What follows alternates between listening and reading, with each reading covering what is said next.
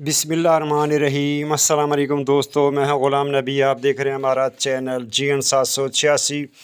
आज की वीडियो में बताऊंगा सबसे पहले आलमी मार्केट में गोल्ड का रेट, उसके बाद पाकिस्तान में गोल्ड का, चांदी का, भठूर गोल्ड का रेट बताऊंगा। पहले बात करते हैं आलमी मार्केट की। आलमी मार्केट में इस वक्त जो गोल्ड का रेट है वो $2623 फ़ी औंस पे मार्केट है और एक औंस का वजन होता है 31 ग्राम 100 मिली। अब दोस्तों यहाँ बात कर लेते हैं local Liberty market Gulberg 3 Lahore Pakistan. दोस्तों आज देखिए 26 नवंबर 2024। दोस्तों अगर आप फिजिकल गोल्ड ट्रेड करना चाहते हैं हमारी व्हाट्सअप सर्वे ज्वाइन कर सकते हैं। हमारा नंबर आपकी स्क्रीन पे, इस पर आपको पल पल गोल्ड रेट मिलेगा, मार्केट का तजिया मिलेगा, आपको फ़ायदा होएगा इंशाअल्लाह ताला। तो बात कर लेते हैं आज के गोल्ड के रेट की। तो दोस्तों आज 18 कैरेट फ़ी तोले का रेट 2,09,550 रुपये फ़ी तोला।